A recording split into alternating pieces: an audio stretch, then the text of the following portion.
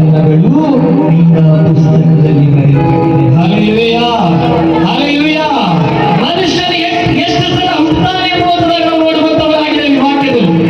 ಎಲ್ಲೋ ಮನುಷ್ಯರು ಒಂದೇ ಸಲ ಹುಟ್ಟುವಂತವರಾಗಿದ್ದಾನೆ ಎಂಬುದನ್ನು. ಆದ್ರೆ ದೇವರ ಹೇಳಿಕೆಯಲ್ಲಿ ನೋಡುವಾಗ ಮನುಷ್ಯನು ತಾಯಿಯ ಗರ್ಭದಲ್ಲಿ ದೇವರು ಪ್ರಥಮ ಹುಟ್ಟನ್ನು ತೋರಿಸ್ತಾ ಇದ್ದಾನೆ ಈ ವಾಕ್ಯದಲ್ಲಿ. ಹಲ್ಲೆಲೂಯಾ. ತಾಯಿಯ ಗರ್ಭದಲ್ಲಿ ದೇವರ ಮಗುವನ್ನ ಚಿತ್ರಿಸ್ತಾ ಇದ್ದಾನೆ. ಅದಕ್ಕೆ ಭಕ್ತರಾಗಿರುವಂತ ದಾವೀದನು ಈ ರೀತಿ ಹೇಳ್ತಾ ಇದ್ದಾನೆ, ಅಯ್ಯ ನಾನು ತಾಯಿಯ ಗರ್ಭದಲ್ಲಿ ಪಿಂಡವಾಗಿರುವಾಗಲೇ, ಪಿಂಡವಾಗಿರುವಾಗಲೇ, ಇನ್ನು ತಾಯಿಯ ಗರ್ಭದಲ್ಲಿ ಇನ್ನು ಹುಟ್ಟುವರೆಗೆ ಪಿಂಡವಾಗಿರುವಾಗಲೇ ನಿನ್ನ ಕಣ್ಣುಗಳು ನನ್ನನ್ನು ಕಂಡವು. ಅಯ್ಯ ನನಗೆ ಎಷ್ಟು ಅದ್ಭುತವಾಗಿ ವಿಚಿತ್ರವು ಒಂದು ಸಣ್ಣ ಮಗುವಿಗೆ ಹೋಗ್ಬೇಕಾದ್ರೆ ಎಷ್ಟು ಸಂತೋಷ ಆಗ್ತದೆ. ಈ ಲೋಕದಲ್ಲಿ ಹುಟ್ಟಿರುವಂತ ಮಗುವನ್ನು ನೋಡಿದಾಗ ಎಷ್ಟು ಸಂತೋಷ ಆಗ್ತದೆ. ಅದರಲ್ಲಿ ನಾವು ನೋಡುವಾಗ ತಾಯಿಯ ಗರ್ಭದಲ್ಲಿ, ಎಲ್ಲಿ ತಾಯಿಯ ಗರ್ಭದಲ್ಲಿ ಚಿತ್ರಿಸಿರುವಂತ ದೇವಿ ರೀತಿಯಾಗಿ ಹೇಳ್ತಾ ಇದ್ದಾನೆ. ಏನೆಂಬುದನ್ನು ನೋಡುವಾಗ ಸಂತಾನ ನಾನು ಕೊಡುವಂತ ಸ್ವಾಸ್ಥ್ಯವಾಗಿದೆ. Hallelujah, hallelujah. ಇಲ್ಲಿ ನಾವು ನೋಡ್ತೇವೆ ಬೈಬಲ್ ಅನೇಕ ಸ್ತ್ರೀಯರು ಪ್ರಾರ್ಥನೆ ಮಾಡುವಂತವರಾಗಿದ್ರು. ಬೈಬಲ್ ಅನೇಕ ಸ್ತ್ರೀಯರು ದೇವಾಲಯಕ್ಕೆ ಹೋಗುವಂತವರಾಗಿದ್ರು. ಬೈಬಲ್ ಅನೇಕ ಸ್ತ್ರೀಯರು ಉಪವಾಸ ಇರುವಂತವರಾಗಿದ್ರು. ಬೈಬಲ್ ಅನೇಕ ಒಂದು ಸ್ತ್ರೀಯ ದೇವರನ್ನ ನಂಬುವಂತವರಾಗಿದ್ರು. ಆದ್ರೆ ಅವ್ರ ಜೀವಿತದ ಸಂತಾನ ಇರಲಿಲ್ಲ. ಹಲ್ಲೆಲೂಯಾ. ಅವ್ರ ಜೀವಿತದ ಸಂತಾನ ಇರಲಿಲ್ಲ. ಸೊ ನಾವು ಬೈಬಲ್ ನೋಡ್ತೇವೆ ಯಾರೆಂಬುದನ್ನು ನೋಡುವಾಗ ಸಾರಳು ಮತ್ತು ಅಬ್ರಹಾಮನು ಮತ್ತು ಜಕರೀಯನ ಜೀವಿತದಲ್ಲಿ ನೋಡ್ತೇವೆ. ಇಲ್ಲಿ ನಾವು ನೋಡುವಾಗ ದೇವರಾತ್ಮ ರಾಹೇಲನ ಜೀವಿತದಲ್ಲಿ, ಅಬ್ರಹಾಮನ ಜೀವಿತದಲ್ಲಿ, ಇಸಾಕನ ಜೀವಿತದಲ್ಲಿ ಎಲ್ಲರಿಗೂ ಸಂತಾನವನ್ನು ಕೊಟ್ಟಿದ್ದಾರೆ. ಆದರೆ ನಾವು ನೋಡುವಾಗ ಬೈಬಲ್ ಅಲ್ಲಿ ಸ್ತ್ರೀಯರ ಬಗ್ಗೆ ಗೊತ್ತಿಲ್ಲ ದಿವಸ ನಾವು ನೋಡುವಾಗ ಈ ಬೈಬಲ್ ಒಳಗೆ ಒಬ್ಬ ಹೆಣ್ಮಗಳಿದ್ದಾಳೆ. ಆ ಹೆಣ್ಮಗಳು ಯಾರೆಂಬುದನ್ನು ನೋಡುವಾಗ ಅಯ್ಯನವರ ಬಗ್ಗೆ ವಾಕ್ಯ ಹೇಳಿದ ಮುಂಚಿತವಾಗಿ ಅದೇ ವಾಕ್ಯವನ್ನು ನಾವು ಹೇಳುವಂತವರಾಗಿದ್ದೇವೆ. ಆ ಹೆಣ್ಮಗಳು ಯಾರೆಂಬುದನ್ನು ನೋಡುವಾಗ ಹನ್ನೆರಡು ಎಂಬುದು. ಹಲ್ಲೆಲೂಯಾ. ಈ 12 ದೇವರಲ್ಲಿ ನಡೆಸುವಿಕೆಯ, ದೇವರ ಒಂದು ಹಾದಿಯಲ್ಲಿ, ದೇವರ ಒಂದು ಬೆಳಕಿನ ಮಾರ್ಗದಲ್ಲಿ ನಡೆಯುವಂತ 12 ಪ್ರತಿ ವರ್ಷ ದೇವರ ಆಲಯಕ್ಕೆ ಹೋಗ್ತಾ ಇದ್ರು. ಪ್ರತಿದಿನ ದೇವರನ್ನ ಪ್ರಾರ್ಥಿಸ್ತಾ ಇದ್ರು. ದೇವರ ಸಮ್ಮುಖದಲ್ಲಿ ತನ್ನನ್ನು ತಾನು ತಗ್ಗಿಸಿಕೊಳ್ಳುತ್ತಾ ದೇವರಲ್ಲಿ ದೃಢವಾಗಿ ನಿಂತಿದ್ರು. ಆದ್ರೆ ಈ 12 ಒಂದು ಗಂಡನ ಹೆಸರು ಈ ರೀತಿಯಾಗಿರುತ್ತದೆ, ಎಲ್ಕನು ಎಂಬುದು. ಹಲ್ಲೆಲೂಯಾ. ಈ 12 ಒಂದು ಗಂಡನ ಹೆಸರು ಎಲ್ಕನ್ ಎಂಬುದಾಗಿರುತ್ತದೆ. ಈ ಎಲ್ಕನು ಮತ್ತು 12 ಇವರಿಬ್ಬರು ದೇವರನ್ನು ಆದುಕೊಂಡಿರುವಂತಹ ಒಂದು ದೇವರ ಭಕ್ತರಾಗಿರ್ತಾರೆ. ಈ ಎಲ್ಕನ್ನು ನೋಡುವಾಗ ಈ 12 ದೇವರನ್ನು ಆರಾಧನೆ ಮಾಡುವಂತ ಸ್ತ್ರೀ ಆಗಿರ್ತಾರೆ. ಆದ್ರೆ 12ರಲ್ಲಿ ಮಕ್ಕಳಿಲ್ಲದೆ ಕಾರಣ 12 ತನ್ನ ಜೀವಿತವನ್ನು ತ್ಯಾಗ ಮಾಡುತ್ತಾಳೆ. ಅದಾದ ನಂತರ ದಿನೇಗಳನ್ನ ಎಲ್ಕನ್ನು ಮದುವೆ ಮಾಡಿಕೊಳ್ತಾರೆ. ಹಲ್ಲೆಲೂಯಾ. ನನಗೆ ಮಕ್ಕಳಾಗ್ತವೆ. ಹಲ್ಲೆಲೂಯಾ. ಪ್ರತಿ ವರ್ಷ ಆ ಒಂದು ಎಲ್ಕನನ್ನು ಏನ್ ಮಾಡ್ತಾನೆ ಎಂಬುದನ್ನು ನೋಡುವಾಗ ತನ್ನ ಹೆಂಡತಿಯ ಜೊತೆ, ತನ್ನ ಪರಿವಾರದ ಜೊತೆ ಮಕ್ಕಳನ್ನ ಕರೆದುಕೊಂಡು ದೇವರ ಆಲಯಕ್ಕೆ ಹೋಗ್ತಾನೆ. ಹಲ್ಲೆಲೂಯಾ. ದೇವರ ಆಲಯಕ್ಕೆ ಹೋಗಿ ಅದು ದೇವರಿಗೆ ಯಜ್ಞವನ್ನು ಅರ್ಪಿಸ್ತಾನೆ. ಇದು ಮೊದಲನೇ ಸಾಮುವೇಲ 1ನೇ ಅಧ್ಯಾಯದಲ್ಲಿ ಬರೆಯಲ್ಪಟ್ಟಿರುವಂತ ವಾಕ್ಯವಾಗಿದೆ. ವರ್ಷಕ್ಕೆ ಹೋಗಿ ಅಲ್ಲಿ ದೇವರಿಗೆ ಕೃತಜ್ಞತೆಯನ್ನು ಸಲ್ಲಿಸ್ತಾನೆ, ಯಜ್ಞವನ್ನು ಸಲ್ಲಿಸ್ತಾನೆ. ಆದ್ರೆ 12 ಜೀವಿತದ ಮಕ್ಕಳಿಲ್ಲ. ಆದ್ರೆ 12 ದೇವರ ಆಲಯದಲ್ಲಿ ಪ್ರಾರ್ಥಿಸ್ತಾ ಇದ್ದಾರೆ. ಒಂದು ವರ್ಷ ಹೋಗ್ತಾಳೆ, ಮಕ್ಕಳಿಲ್ಲ, ದೇವರಲ್ಲಿ ಪ್ರಾರ್ಥಿಸ್ತಾಳೆ, ಮತ್ತೆ ಮನೆಗೆ ಬರ್ತಾಳೆ. 2 ವರ್ಷ ಹೋಗ್ತಾಳೆ, ಮತ್ತೆ ಪ್ರಾರ್ಥಿಸ್ತಾಳೆ, ಮನೆಗೆ ಬರ್ತಾಳೆ. ಈಗ ವರ್ಷ ಗಂಡ ಹೆಂಡತಿ ಇವರೆಲ್ಲರೂ ಕೂಡ ದೇವರ ಆಲಯಕ್ಕೆ ಹೋಗ್ತಾರೆ. ಆದ್ರೆ ಮಕ್ಕಳಿರುವಂತಹ ಈ ಒಂದು ಎಲ್ಲರೂ ಎಲ್ಲಾ ಮಕ್ಕಳಿಗೆ ತನ್ನ ಒಂದು ದೇವರ ಈ ಹೆಣ್ಮಗಳಾಗಿ ನಂಬಿಸ್ತಾಳೆ. ಏನಂತ ರೇಗಿಸ್ತಾಳೆ ಭಾಷೆಗಳು ಏನಂತ ಹೀಗೆ ಮಕ್ಕಳಾಗಲಿ ಬಹಳ ದುಃಖಗೊಂಡು ಆಕೆ ಆ ಒಂದು ದೇವರ ಆಲಯದಲ್ಲಿ ಪ್ರಾರ್ಥಿಸ್ತಾಳೆ. ಹಲ್ಲೆಲೂಯಾ. ಬಹಳ ದುಃಖಿತವಾಗಿ ದೇವರ ಆಲಯದಲ್ಲಿ ಪ್ರಾರ್ಥಿಸ್ತಾಳೆ. ಆ ಪ್ರಾರ್ಥನೆ ಏನಾಗಿರ್ತದೆ ಗೊತ್ತಿಲ್ಲ. ಆ ಪ್ರಾರ್ಥನೆಯ ಉದ್ದೇಶ ಏನಾಗಿರ್ತದೆ ಗೊತ್ತಿಲ್ಲ. ದೇವರೇ, ಈ ಲೋಕದ ಜನರು ನನ್ನ ಬಂಜೆ ಎಂಬುದನ್ನು ನೋಡ್ತಾ ಇದ್ದಾರೆ. ನನ್ನ ಮಕ್ಕಳಿಲ್ಲ, ನನ್ನ ಜೀವಿತದಲ್ಲಿ ಸಂತಾನ ಇಲ್ಲ, ನನ್ನ ಜೀವಿತದಲ್ಲಿ ನನಗೆ ಯಾವ ಮಕ್ಕಳಿಲ್ಲ. ಆದ್ರೆ ದೇವರೇ, ನಾನು ನಿನ್ನ ಆಲಯದಲ್ಲಿ ಪ್ರಾರ್ಥನೆ ಮಾಡ್ತಾ ಇದ್ದೇನೆ. ನಿನ್ನ ಆಲಯದಲ್ಲಿ ನಾನು ಬೇಡಿಕೊಳ್ತಾ ಇದ್ದೇನೆ. ನಿನ್ನ ಆಲಯದಲ್ಲಿ ನಾನು ಕಣ್ಣೀರಿಗೆ ಪ್ರಾರ್ಥಿಸ್ತಾ ಇದ್ದೇನೆ. ಅಯ್ಯ, ಓ ದೇವರೇ, ಓ ಸೇನಾ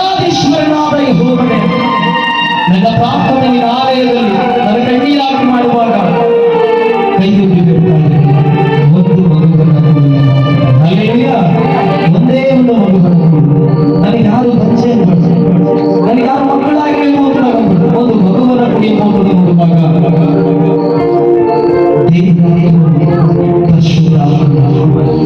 ಆ ಒಂದು ಹಣ್ಣುಗಳ ಜೀವನದಲ್ಲಿ ಆ ಒಂದು ಆಲಯದಲ್ಲಿ ಮಾಡಿರುವಂತಹ ಪ್ರಾರ್ಥನೆ ದೇವರಿಗೆ ಕೇಳಿ ಆ ಹಣ್ಣಿನ ಜೀವಿತದಲ್ಲಿ ದೇವರ ಮಗುವನ್ನ ಕೊಡ್ತಾರೆ.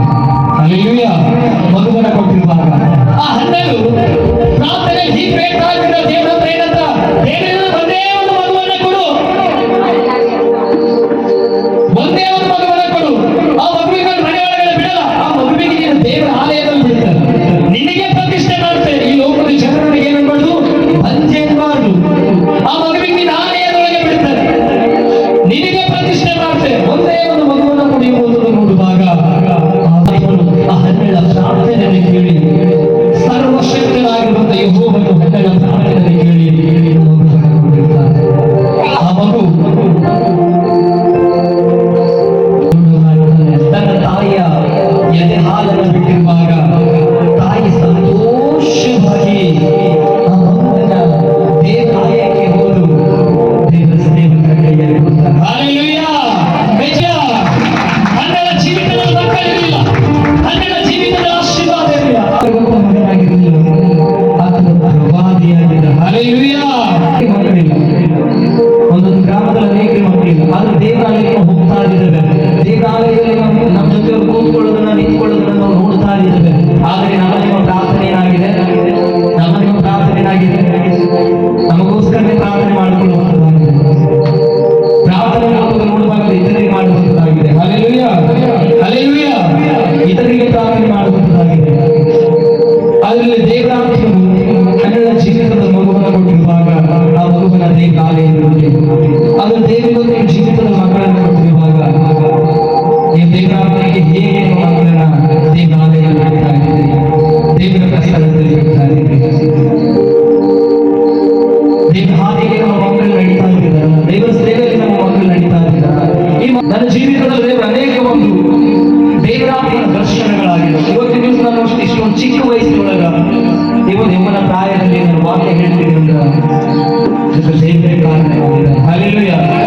ಅದಕ್ಕೆ ನನ್ನ ಜೀವಿತವನ್ನು ದೇವರಿಗೆ ಸಮರ್ಪಣೆ ಮಾಡಿದ್ದಾನೆ.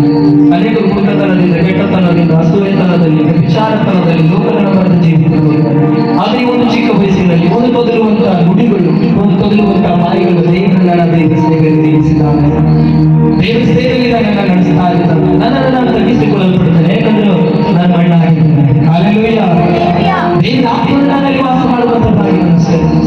ದೇವರಿಗೆ ಆತ್ಮಗಳ ಲೆಕ್ಕ ಕೇಳುವಂತದ್ದಾಗಿದ್ದಾನೆ. ಈ ಲೋಕದ ಅಡಬರದ ಜೀವಿತ, ಶರೀರದಲ್ಲಿ ನಡೆಯುವಂತಹ ಪ್ರತಿಯೊಂದು ಅಡಬರದ ಜೀವಿತ, ಅದು ದೇವರ ಸನ್ನಿಧಾನಕ್ಕೆ ಪರಲೋಕ ರಾಜ್ಯಕ್ಕೆ ಒಯ್ಯುವಂಥದ್ದು. ದೇವರ ನನ್ನೊಂದಿಗೆ ಮಾತನಾಡಿ ದೇವರ ಸೇವೆಯಲ್ಲಿ ನಡೆಸಿದ್ದಾನೆ. ನಮ್ಮೊಂದು ತಾಯಿಯ ಮನೆ ಎದೆ ಮನೆ ಆಗಿರ್ತದೆ.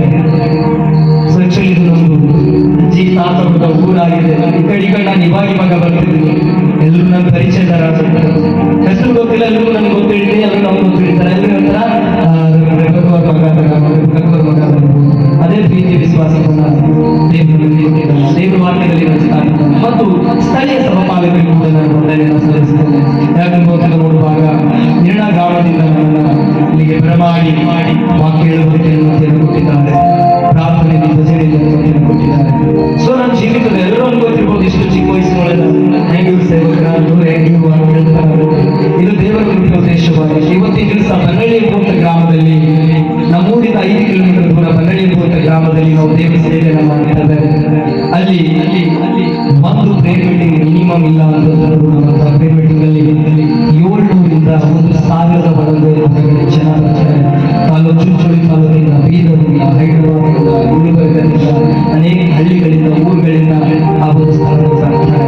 ಯಾಕೆ ಮಾತುಗಳು ನೋಡುವಾಗ ನಮ್ಗೆ ಆಲಯ ಇಲ್ಲ, ನಮ್ಗೆ ಆಲಯ ಇಲ್ಲ.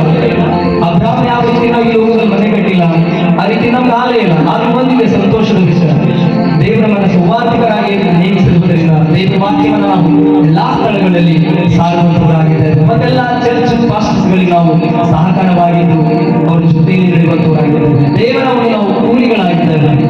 ಸೊ ಹಾಗಾಗಿ ನಾವೆಲ್ಲರೂ ನಡೆದುಕೊಂಡು ದೇವರ ಸೇವೆಯನ್ನು ಮಾಡುವಂತವರಾಗಿದ್ದೇವೆ. ಬೇರೆಯವರಿಗೆ ನಾವು ವಂದನೆಯನ್ನು ಸಲ್ಲಿಸಿದ್ರೆ ಒಳ್ಳೆ ಹೃದಯ, ಒಳ್ಳೆ ಮನಸ್ಸು, ಈವರೆಗೂ ನಮ್ಮನ್ನು ಒಂದು ಮೃದುವಾಗಿ ದೇವರ ಒಂದು ಪ್ರಸನ್ನತೆಯಲ್ಲಿ ನಮ್ಮನ್ನು ಅವಕಾಶ ಕೊಟ್ಟಿದ್ದಾರೆ. ಸರ್ ಜೀವಿತವನ್ನಾಗಿ ಚಿಕ್ಕಳ್ಳಿ ಗ್ರಾಮವನ್ನು ಇಲ್ಲಿ ಬಂದಿರಬೇಕಲ್ಲ ಒಂದು ಸಹೋದರ ಅಂತ ಕೇಳಿದೆ.